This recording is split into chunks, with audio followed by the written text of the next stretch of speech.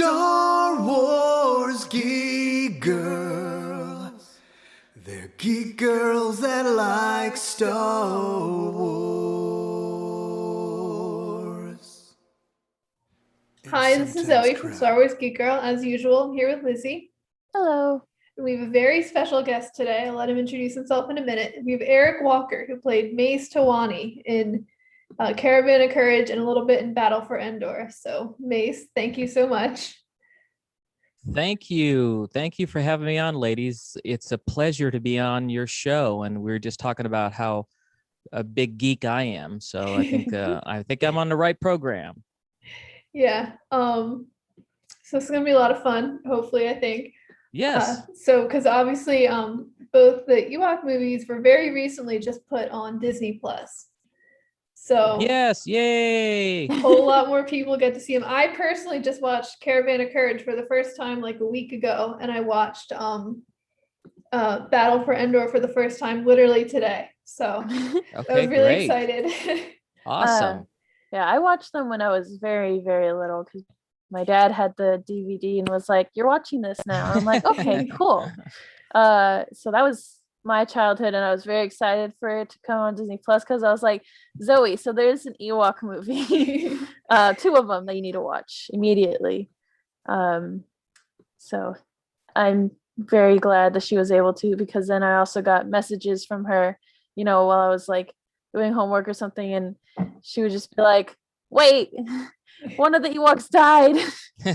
Blew my mind. I was like, oh my God, like I didn't know they would die. I was really sad. Yeah, that was a sad scene. Yeah, well, if you think about the Ewok movies, if you just look at them from the context that they're not Star Wars movies, that they're made out of love and they're great family films, then they appeal to you more rather than, I mean, they're not Empire Strikes Back. Okay. Let's just throw that one out there. They're not like, the newer Star Wars, like Rise of Skywalker. They're not those type of films. But these 2 movies were made at the time. George Lucas's daughter, Amanda Lucas, I don't know if you guys did any research before you guys did our show, but he made these 2 movies for his daughter. What a great dad, right? Yeah. So to me, they're made out of love. So how can they not be great? Yeah, I think for me, that was definitely something I could feel. Like I could definitely feel the love watching these movies recently. It's really nice, to see, films obviously created with passion. It was nice. Yep. Sorry, Lizzy. Go ahead, Lizzy. No, so yeah. Oh, I was just thinking, they're definitely different from the other movies, and to me, recently, it's been I rewatched it yesterday. It was a good refresher. I've always enjoyed the Ewok movies. It brought a lot of good memories back. Well, I'm glad it had good memories, except for when the Ewok dies. But that part's very unfortunate. Yeah, and that made Amanda Lucas, his daughter, cry, and that upset George so much that he said he promised her no Ewok would ever die again on screen. Yeah. So what did he do? He killed the family. That's instead of Ewoks. No, I'm just joking. We're getting spoilers for the second movie, but yeah. Yeah. I watched that today, and I was like, today I watched it and I was like, all right, I'm gonna watch the second little Ewok movie. It's gonna be so cute. And then you all die right in the beginning. It was a big turnaround. It was like he got a lot. You know what? But he's George Lucas. He could do what he wants. He took a lot of flack for that, ladies. All the critics back in the 80s blasted him. That movie had really low ratings. It didn't do as well as the first one. And he took a big chance, but there's a lot of elements in that second movie. I actually like the second, even though I die in it. I like the second movie better than the first one because it's more action. You have no hard feelings. Yeah. No. I mean, back then you have hard feelings, you're upset because you work so hard, but when my fate happened the weekend before they started writing the second Ewok movie. And I know you guys probably have questions, but that the decision for the family to die in the second one happened the actual weekend before they started the writing session, because George Lucas, being very spontaneous, was watching a movie called Heidi with his daughter Amanda Lucas. And then if you guys remember the old movie Heidi with Shirley Temple, if you haven't seen it, I suggest you watch it. In that movie, Shirley Temple was an orphan who gets found by this hermit, and that's the whole premise of the second movie. Yes. So that's how that happened. So it just happened. If they hadn't watched that movie, it might have been a totally different second Ewok movie. So yeah, that makes a lot of sense. Star Wars generally has a lot of like father-daughter-ish moments going around, and I very much enjoyed those. yes, it does. It's something you could enjoy, as a family, which is probably the appeal of Star Wars through all the generations.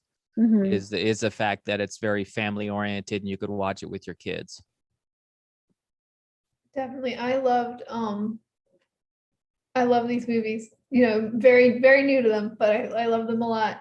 And I do have some questions about behind the scenes stuff, just because I'm a film student. So like behind the scenes, like whenever I'm watching a movie, I'm kind of thinking like, oh, I wonder what it was like behind the scenes. So what generally, I guess, is the first one, like what was it like behind the scenes of making these movies? I mean, there was some good, in filmmaking, you have, when it comes to like the assistant directors, usually one of the first assistant director is the a-hole that everybody hates. We definitely had that, but the guy was a nice guy. I still like him. And then there's a second assistant director who it's a good cop, bad cop type of thing, so they get the work done, and that's how they present themselves to the crew.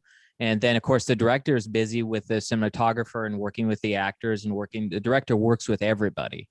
And it's very much like that, even with Lucasfilm or any other production. I'm most well known for working on the Ewok movies, but I did 20 other movies. So it wasn't the only movies I did. It's just the most popular ones that I've done. And congratulations, by the way. It's very daring to become a film student. At one point, I thought that I might have wanted to go that direction, but I got more into music. So, and being a composer, but I did some documentary films back in the day as well myself. But it's a challenging business, but what's it like behind the scenes? It's run just like any other set. You have certain protocols. If you're on the crew, you're going to be working 14, 15-hour days. So you're going to be working your butt off, and hopefully you'll work with actors that are at least kind to you and don't disrespect you. And you get to know some of the nicer actors, and then some of the other actors treat people badly, and hopefully they don't become too big of stars so that they don't continue to treat people badly. But it's just Lucasfilm was a very professional crew, and you could tell that these guys had worked with each other for a long time. They knew each other. They were like family. It was they used to tease and joke with each other. It was a very fun atmosphere. If someone would be pulling a prank on the next crew member, that happened on the set. So on the first movie, we were in Roy's Redwoods a lot. So we were up in the Redwoods and a lot, and there was poison ivy there. So half the crew got poison ivy, which was not fun. And I don't think I've ever mentioned that on a podcast. So you guys have something to talk about because you asked something different. Yeah. Including the director. I didn't get poison ivy, but half the crew did. So I was trying to be careful. And and the guy who directed the movie, John Cordy, he's an actor's director. And do you know what an actor's director is? Yes. Yeah, it's a director that knows something about acting. They study acting, so they're able to help an actor. George Lucas is more of a technical director. John Cordy was perfect for directing Caravan of Courage because he had to work with us as children and some minors. And so it was better that he directed it. But George Lucas is brilliant as well, obviously. Look at what he's created, but he's more technical oriented.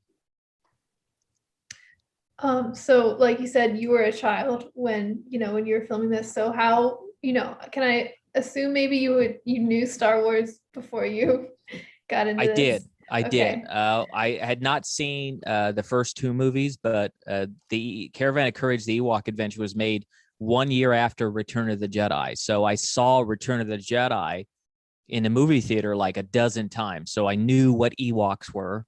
And so it was definitely pinch me type of moments. Like, I can't believe I'm involved in Star Wars. I definitely knew. In fact, the publicist, Lucasfilm's publicist, one day she was on the set and she said, Eric, do you know how famous you're going to be for how long? And she goes, I'm going to make you famous. And I go, oh, okay, great. Thank you for that. Oh, you're so humble. The girls are going to love you. I'm going to make you famous. Okay, thank you. Well, do you know how long you're going to be famous? And I go, I don't know, maybe a couple months or a year. She goes, Eric, this is Star Wars. You're going to be famous for at least the next decade. She said that. And I got, wow, okay. But here we are. I'm on your podcast and she was wrong. She said the next decade. The Ewok movies were made 37 years ago, and we're talking about it today. So nobody knew that Star Wars was going to become this great, big, huge, that spanned generations and got bought by Disney. Even before that, I mean, look at how big Star Wars has become even after we did Caravan of Courage. At that time, they only had 3 movies. And the Ewok Adventure, Caravan of Courage, was the very first Star Wars story. And I think that's important to point out because now you got The Mandalorian and you have all these other spin-off shows. But the real first Star Wars story was not when they did Rogue One or they did Solo or they did Mandalorian, the TV show. It was our movies were first. So we could say that, though. At least we got that to hang our hat on. Yeah, I didn't even think about it that way.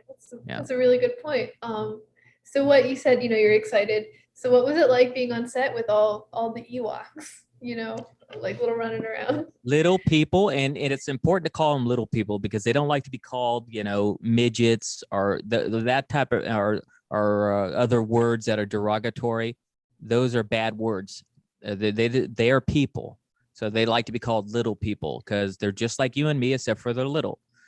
They are some of the happiest people you'll ever meet in your life. They always have a smile on their face. They're always joking. They're very jovial, especially Warwick Davis, who, we were both the same age at the time. We both were teenagers. In fact, Warwick Davis's birthday, our birthdays are 3 days apart. Oh, wow. So, I'm born at the end of January. I'm Aquarius and he's Aquarius as well. So he's born February 3rd. Yeah, 3 days after me. I'm January 31st. So who else is famous that has my birthday? Justin Timberlake. So Justin Timberlake has my birthday. So, but yeah, they're very fun. They're, what was it like? They're just like regular people, except for they are wearing a mask and they're in a costume. Their part's harder than my part. They are wearing, it's hot and they're wearing this huge furry thing. And when they would put their heads on, and they'd take them off. They come in parts, the Ewoks costumes, they have a head that comes off. The feet are separate. Then they have the mid torso and their hands are separate. So whenever they would get in full costume, it had to been 10, 15, probably 20 degrees hotter. And we were filming this in the summer. And they also had these lenses on their eyes. So the second they put those heads on, within 10 seconds, and they kept trying to figure out a way so that they could see because their eyes would fog up. Within 10 seconds, they were blind. So every time you see an Ewok walking around or acting, they're blind the entire time. So can you imagine being an actor and being blind and just doing the motions? So yeah, it's very difficult for them, a lot more than me. That's yeah. I mean, I love Ewoks, so I'm always excited to hear about them. So like we said earlier, these movies were very recently put on Disney Plus. So what were your thoughts when you heard that they were going to put the Ewok movies on the the big streaming service? Well, I mean, we were pushing for it since I heard 2 years ago. I heard Kathleen Kennedy at Celebration Chicago say that Disney Plus was going to be the home to all of Star Wars. So I said, wait a minute, if it's the home to all of Star Wars, why are the Ewok movies not on there? Are the Ewoks cartoons, are the droids cartoons, or any number of things, which they released other stuff other than just these Ewok movies. So I started a petition and we got almost 5,000 signatures. And I think that I can't say that's the sole reason. It probably had very little to do with it. But I'm sure getting 5,000 signatures said something to them. So we had the petition, and that I'm sure that helped. And what's it like? I'm overjoyed and I'm thrilled, not for myself, but for Star Wars fans, because now they've been asking for it all this time, and now they could share it with a new generation. So anything we could do to get these movies out there and let the world see them and let them be showed again, because we worked really hard making these movies. It was not easy. It was one of the hardest movies I ever did, for sure. I did all my own stunts. I had to train. I had a trainer that they had for me to get into shape, because I did all the stunts. So it was a very Mace Tawani. And that's the other thing too. Mace Tawani, there is another Mace in the Star Wars universe, Mace Windu. So I am the first Star Wars Mace. So I'm the very first of that as well. So yeah, I'm happy. Yay! Good for Star Wars fans. And it's finally these movies are being able to be seen to a new generation, and I'm more excited about that than anything. Yeah, I'm sure it would have amazing. been exciting. Yeah. So this so I did read I did a little bit of research, and I read that Sindel, the young lady that plays Sindel, was cast after a screen test with you. Do you have any insight to what that process was like?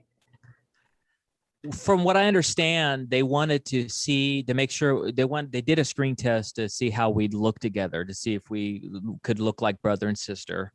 And they also wanted to see it to make sure, because Aubrey Miller at the time was only 4 years old, so she's very young. So that was, they were very worried about her age being that young. So they wanted to test the waters to see how she would work. Also make sure we looked good together as brother and sister. Also to make sure she wasn't afraid of an Ewok. She's only 4 years old. I mean, it's unbelievable nowadays to think someone could be afraid of an Ewok, unless you're a stormtrooper, right? No, I'm just joking. Yeah. True. So they wanted to see all that. So they had us do a screen test, and I think they already picked us. I think George Lucas already picked us for the roles, but the director, John Cordy and Tom Smith, just wanted to put us through the motions to make sure, to do a quick test to make sure everything was going to work out. But I think George had already picked us based on a prior audition. So we went up to Northern California. Aubrey Miller is from Northern California, so she didn't have to. I had to fly up there because I'm from Los Angeles. And we went up there and we did the screen test. We were filming all day, doing different scenes from the movie. Then at the end of the day, they brought out this. They said, let's make sure she's not afraid of an Ewok. So they brought out one of the Ewoks on a stick. And she immediately ran up to the Ewok and started hugging it, and thought it was cute and loved it, and no worries about that. That's good. Then they said, can you give us a few minutes? And then they went into one of the offices, and they came out 10 minutes later and told us we had the part before I even flew back down to Southern California. So it was pretty quick. I understand they took a long time trying to find the Sindel and Mace. They held auditions in San Francisco. Of course, that's where Aubrey's from. They had auditions here in Los Angeles, and they had auditions even in New York.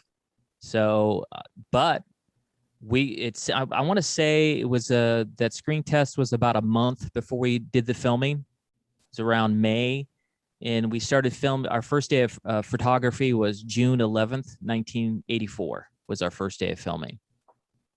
So it was pretty quick. How long did you film for? Just out of curiosity. We filmed. Then we filmed all the way through June. We started on June 11th. Then we had about a week break during the 4th of July holiday. And of course, I got to go to the Lucasfilm picnic, 4th of July picnic. That was fun. And then we started back up again for about another 2 weeks. So I want to say about 6 weeks. And then they did reshoots in August, another 1 week of reshoots. So 6 weeks plus 1 week of reshoots. And then around sometime in September, I did all the ADR work, which is looping and stuff like that. So that was another week. I was up in San Francisco doing looping for an entire week. So 6, 7, about 8 weeks total. Okay. If you add it all together. Yeah, that's pretty good. Yeah. So So you know, what was it like after when you watched it the first time and saw, you know, because obviously they had to do like different special effects and putting it all together. So what was it like for you, like watching yourself like in a Star Wars movie? They did let us come and see some of the dailies. Like they'd cut together scenes, or they would have be showing dailies, and a couple times they let us come.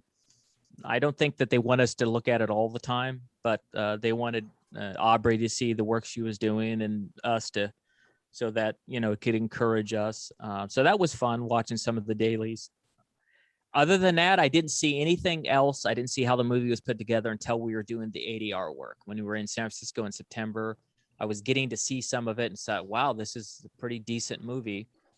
For a long time, it ruined my movie going experience because I was doing ADR work. And sometimes when you redub yourself, you don't like the second performance because you're doing the performance over again. And there's certain scenes I just don't like the performance. And that's just me being critical as an actor. Like there's a scene where we're there with Logray, and he's showing that, and those effects for that time frame were very good effects. Like when he's spinning the wheel and you see the Gorax, it's a very dramatic scene. But Mace has stupid dialogue. He's going like, it looks like a monster or something real big. Where is it? I hated that dialogue. Hated my performance in that scene. And there's a couple other ones I didn't like, but that's just me being critical as an actor. Now that a lot of time has passed, I did see it for the first time, and I watched it with my wife, who hadn't seen it. We've been married almost 20 years, and she's never seen the movie until recently. So, and I watched it with her, and she said, "Why are you so mean? Why are you so mean?" The whole time. And I said, well, that's just the character. Keep watching. You'll see he grows and he becomes better. And I'm glad that they softened, because Mace was even meaner, and they edited some of this other stuff that he did out. So I was doing too much method acting work. Can you tell us what any of the stuff they edited out was? Now I'm curious. I think there was another scene where we were walking through the woods, and Mace, he took like a tree branch and did something to make it snap and knock them all down. Just little things like that. I think that was cut out. There was another scene that was a mean part, but there are other scenes that were edited out of the movie. There was another scene where this was not where he was being mean, but when he went to go get extra medicine for Sindel, that scene was originally a scene in this flower. They had these flowers that looked like these beautiful little innocent flowers, but they were man-eating flowers. And they grabbed Mace's hand and they started pulling him underneath the ground, and you could see all of it, like inside and lava and indoor. And that scene, for whatever reason, didn't work out, or there was too many effects, or they didn't like the way it was turning it out. So that scene was rewritten by George himself, and that's when he sticks his hand in the tree, and it's a tree monster. That's why he sticks the wrong hand in the tree, because later you see him with the Ewok mother Shodu, and he's telling him, don't worry about my hand or whatever, because it's red. It's the wrong hand. I don't know if you picked up on that continuity mistake. I didn't notice that. That's really interesting though. Yeah. So it's like it's the biggest continuity mistake. And plus a lot of scenes, like when he's talking in the hut, and one shot he has his jacket on, the next shot he doesn't have it on in the same scene. And then there's other shots where Sindel's coughing, and she'll have the flower that Sindel gave her before he even gave it to her. And then later it's missing, then it's there again. Then I pick up on all that stuff because, you know, you see these movies 100 times at screenings and stuff like that. So you catch every little detail and every little nuance. And the Ewok movie had a lot of continuity mistakes. That's for sure. It's loaded with them. It's still a good movie. I still like it. It is a good movie. And you can get away with that stuff with music and good acting and good effects and good sound effects. You could get away with a little bit of that stuff. You can't. I mean, other things that bug me when they're in the spider scenes where the spider came down and it's coming after us, I could see the strings, and that always bugged me. I didn't notice that, but I'm also scared of spiders, so I was like hiding behind my hands a little bit during that scene. I was like, oh no. Yeah, I was scared of that scene as a child. Yeah, no, and some people say, I just thought it was just part of the spider webs. You know, I guess it could be. But I was hoping with it going on Disney Plus, it would have took the time and draw it out, you know, because they have more, or do a few things. It does look like they cleaned it up a lot. It does look like a very clean, like it is in high definition. So it does look better than I remember it. But yeah, no, it's and again, what I was about to say was when I watched it with my wife, it didn't bug me as much. I actually was able, because it's been so long and I'm an adult, I was able to kind of enjoy it a little bit, and I could see how much Mace really loved his sister. You know, it's very obvious. You know, he's trying to protect her, and he's cares a lot about his sister. So Yeah, and I think that that brother-sister relationship was like a really strong part of it for me, because I don't have a brother, but I have a sister and I'm very close to her. And I think, it's always nice to see that kind of sibling like bond showed. I know, Lizzie, you have a brother. I do, but we don't take care of each other like that. we fight a lot, not like bad ways, but yeah. I think oldest. Lizzie, if you guys were stranded on some forest moon and your parents were missing, I think you guys would change. Then it's like a little, yeah. But I think Axel watched them a while ago, but he probably needs to rewatch them again. I can see him as a Mace fan. I think more of the Ewok fans. That's true. I think but everyone's like just watching them run around. Yeah, that's true. You're right. Everyone likes Ewoks. I get a lot of things from when it's brothers and sisters like that growing up, and they watch the movie. One of the sister would play Sindel and the brother would play Mace, and they would pretend like they're doing the Ewok movie. I get a lot of fans tell me that, which is always warms my heart to hear that. So yeah, that's Axel didn't play with me like that. Oh. That's okay. Yeah, they're definitely really cute, which is why, as I mentioned earlier, I was surprised when there was like a lot of death in this movie, especially in the second one. You and the Tawani parents both die very early. I guess spoilers if you haven't seen the movie already. Yeah. But so what? How did you find out that you were gonna die in that movie? Well, I mean, originally I was told I was already dead and I wasn't even going to be in the movie. Aubrey Miller's mother, Rhonda is her name. She called my dad and said, "I have some bad news." His name is Gene, and she called and said, "Gene, I have bad news. Eric's not even going to be in the movie. The whole family's already died, and it's just they're doing it like the movie Heidi, and Cindel's going to be an orphan." So we were told that we weren't even going to be in the movie. So that was very, very disappointing. I was very upset about it, working so hard like that. And then it was like a big slap in the face. But so when they told me that they did some rewrites and Mace is going to have a small part, I was eager to do it. My agent didn't even want me to do it. And I said, no, I want to do it. I want to go up there and I want to, kick so much butt as Mace that, and kill as many bad guys as I can. So that was his character and his style. And I said, no, I want to do it. So I went and did it. So, I think Mace shined a lot, even in the second Ewok movie. He became a different person already by the end of the first one. And some people always, one of the things you ladies didn't bring up was I looked a lot like Mark Hamill. I looked like a lot like Luke Skywalker. And I got that the entire time when I was growing up. Oh, you look like Luke Skywalker. But to me, Mace didn't have too much Luke in him. He was like a cross between Luke and a little bit like Han Solo, because he was always very cocky, Mace. So he was like a cross between the two. Lizzie actually said that you look like Luke when I told her you were going to do this show. I texted her and she said, "Yeah, you did." You said, "Oh, he looks like Luke Skywalker." So I thought it was funny that his last name was Walker. Oh, right. Yes, because I was watching. So I rewatched the movie, but I watched it with a friend, and he was like, "He looks like that's not Luke, is it?" I was like, "No, it's not, but it looks like him." And then I got a message from Zoe, and I didn't realize your last name was Walker, and I was like, oh, that's kind of fun. Yeah, that was just a coincidence, the Walker part. But the looking like Luke, you wonder if that's part of the reason why they chose me, because And everybody, the whole first week we were filming, the first week on the set, I would hear people say, "Hey, Mark," and then I would turn around. "Oh, you're not Mark. Sorry about that."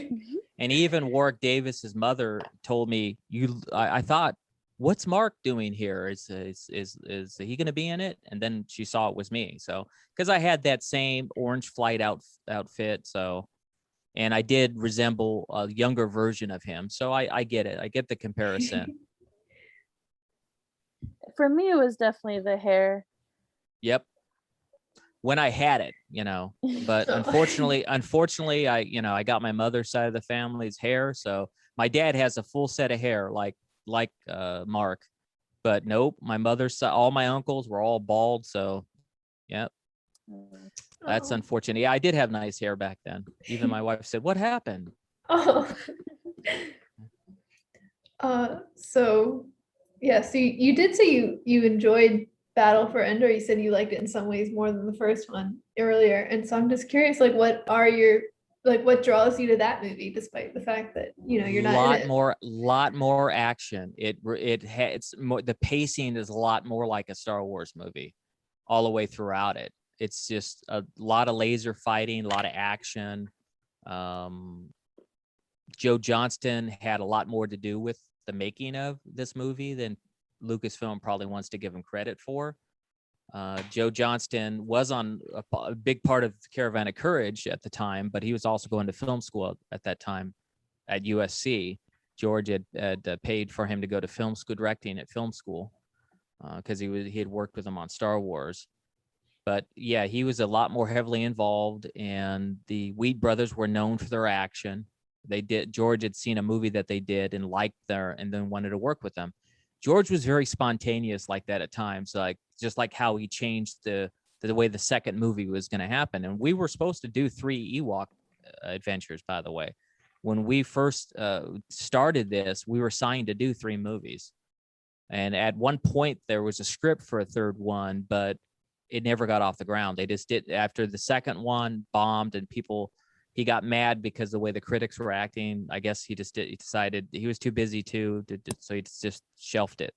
They didn't do a third one, but it would be interesting to see that script to see which way he would have went on a third Ewok adventure. I guess it would have to be more about Sindel, though she leaves Endor at the end. So I would definitely like to see that. Could be more about Sindel. Or it could be some other adventure that happens with the Ewoks, because it is their movie. Yeah, it could be more Wicket and what's the name of the little creature that hangs out with Teak? Teak, yes. Yeah, Teak. So now he's got a new friend, Teak. So it could be another adventure with them too. Or they could go back and find out that Mace never really died, and maybe his life monitor got blown off. That could be fun. Yeah, that was a big explosion. We didn't see, exactly what happened. So we didn't see. What if it just blew up half his arm off or something like that? Yeah. Oh, that's a little rough, but yeah. Well, that is a little rough. But I mean, if Boba Fett could come back and survive the Sarlacc pit, I think Mace could, survive a little blast. Exactly. Yeah, that would be fun to see what that would have looked like. So you mentioned earlier, like, the other cartoons. Did you watch, like, the Ewok cartoons? I did. Yeah. Okay. I remember when they came out, I was still fairly, by then I wasn't as interested in cartoons. So they came out, I was probably 15 or 16, but I think I watched a couple episodes. I didn't see all of them, but I enjoyed them, and I could see how they were taking elements in the cartoons from the movies, like the Wisties, the Queen Izarina from the Wisties is in the cartoon as well.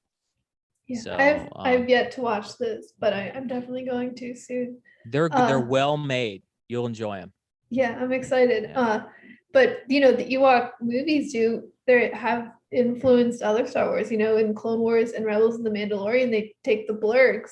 Yes, they from did. the second movie. Yeah, they did. And just things like that I think are interesting. And one, sorry, continue.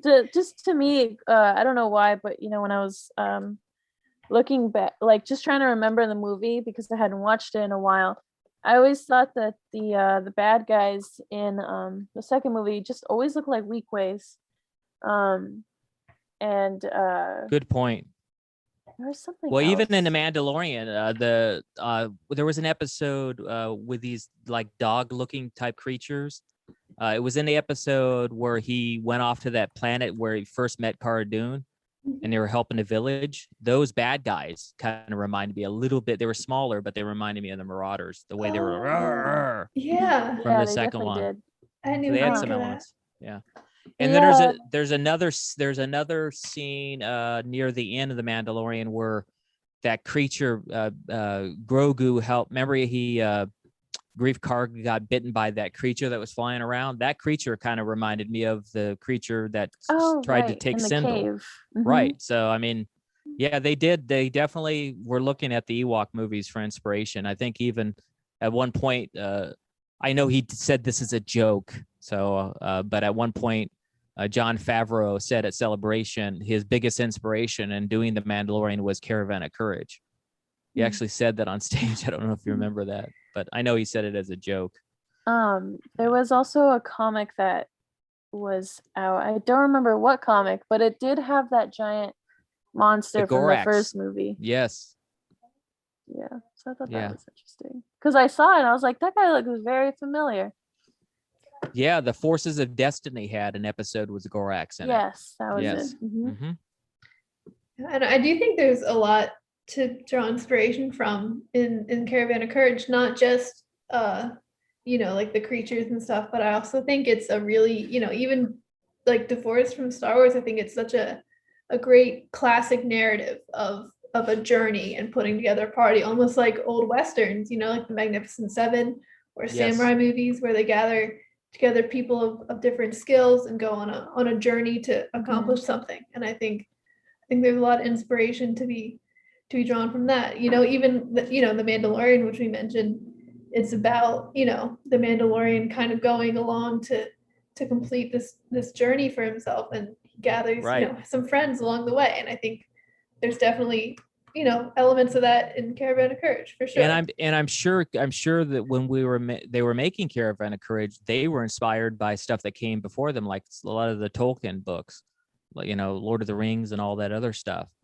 They probably got inspiration, or The Hobbit or whatever. They probably got inspiration from those type of stuff as well. So yeah, everybody gets inspiration from each other. That's definitely true. Yeah, and I think it's just such a great great story about family and things like that. And then the second story about with Sindel is about kind of even though she's still very young, it's about growing up a little bit and learning things. And I think that's really cool, really great message. And she did a really good job on the second movie, so that's great. Absolutely. And she's just so adorable. Yep. Yeah, so a lot of great stuff. Do you have any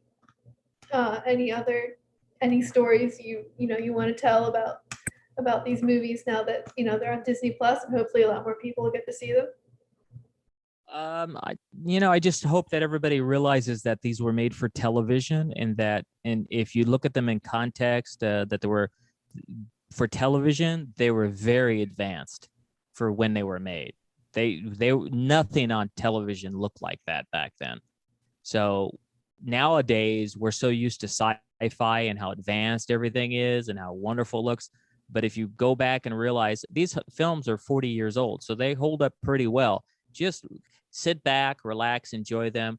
Watch a great family show that you could enjoy with your family. You could experience, what the story is, which has Burl Ives doing the narration, and Burl Ives is talking about, the whole message of the movie is that the strongest forces in the universe are courage and love and familyness, and that's what these movies are about. So look at them like that, then you won't be disappointed, and it's something to share with look at it with your family, and that's it. So that's what I would say.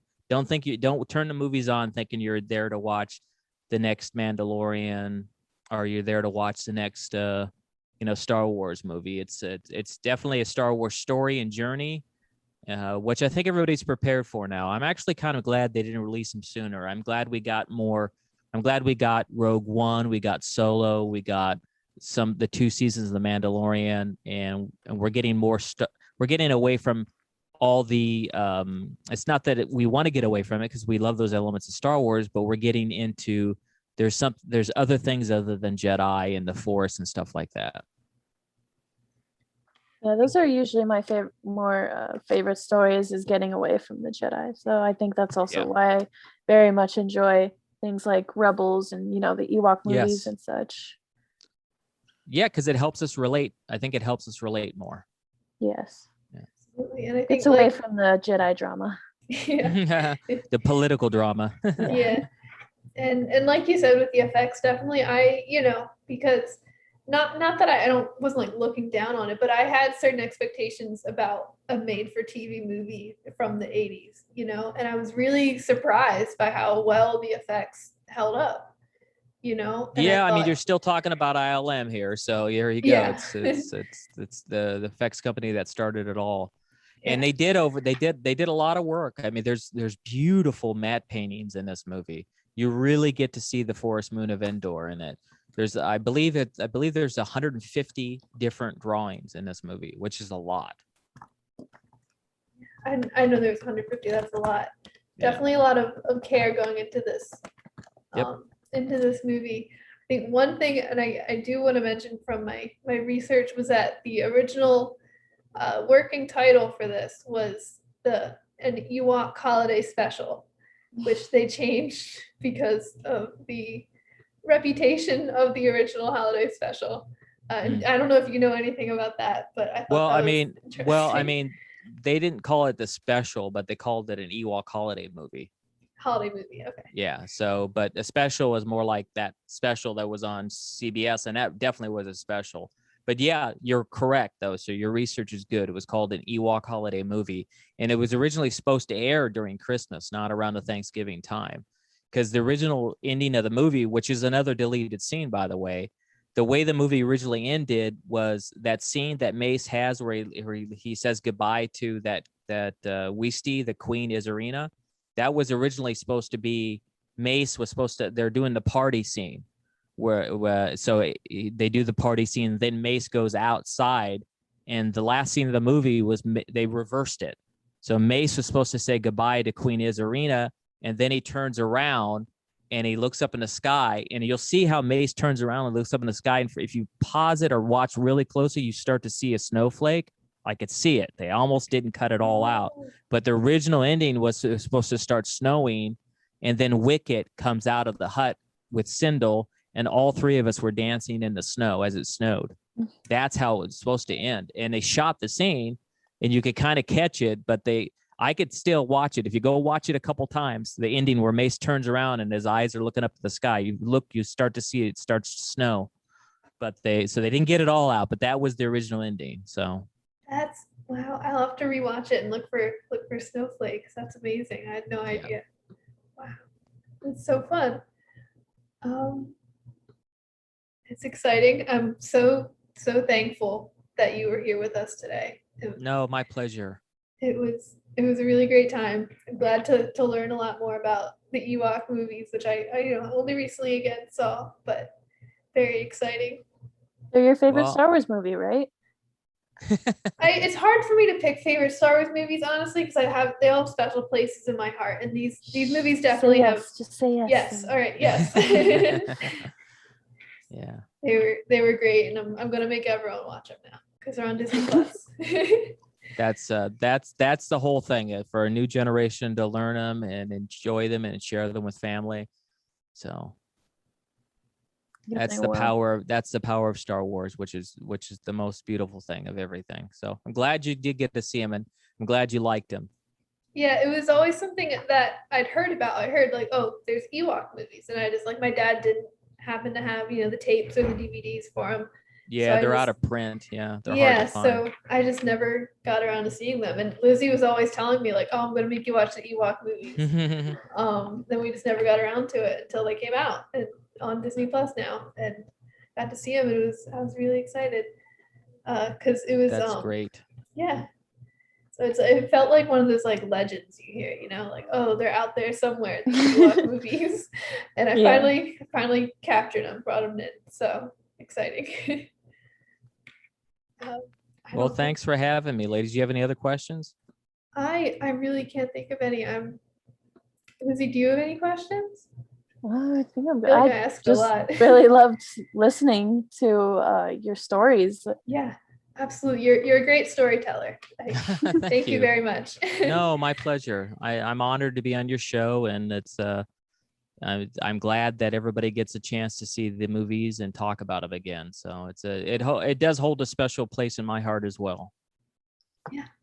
I guess we'll wrap up then. Thank you again so much. Do you have anything you'd like to tell viewers or listeners, I guess, before Well, we in sign off? tribute to the Ewok movies coming out, I am a composer. I do music. I have released a new single called Dare to Dream in a Galaxy Far, Far Away. So I invite all of your viewers to go find the music video. It's online on YouTube. And if you look, just type in Dare to Dream in a Galaxy Far, Far Away. And I do a little cameo back as Mace again, and that should be fun. And it's a great dance track. And I have another album. The whole album should be out later this year for you guys to listen to it. So Thank you. I just wrote that down. I'll have to look into it. Thank you so much. I guess we'll do our plugs here. The Star Wars Geek Girl podcast. We have a Facebook page, Star Wars Geek Girl, Twitter and Instagram at SW Geek Girl. The website, starwarsgeekgirl.com. I do like quizzes and articles, and we are doing a helmet giveaway for a Clone Wars helmet, which you can find more about there and enter into that if you're interested. Nice.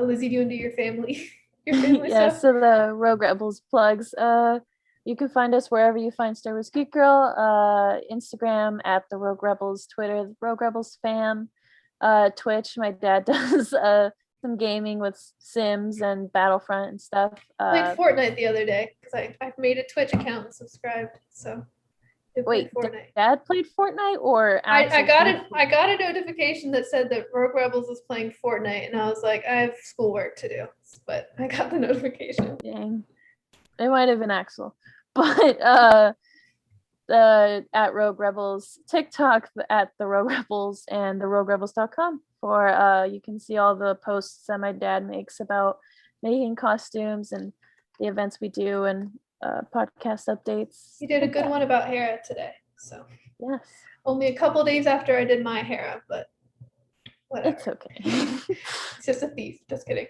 Yeah. So again, Eric, thank you so much for coming on with us and telling us all about your Ewok experience. I had a lot of fun. I hope you had fun too. I did. Thank you guys. Great. Thank you so Appreciate it. much. It's nice meeting you. Yeah, it was nice. Hopefully we'll see each other maybe at a convention someday. Maybe at the next celebration if you guys come. So I'm planning on going to celebration. It depends on school.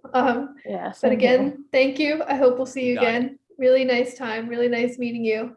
We'll sign off. Thank you to the listeners for listening to us. Make sure you check out Eric's music and all the stuff that me and Lizzy said, which we say every time. Thank you so much for listening. May the force be with you, and goodbye. And goodbye. All right. Bye, ladies. Star Wars Geek Girls. They're geek girls that like Star Wars. And sometimes cry.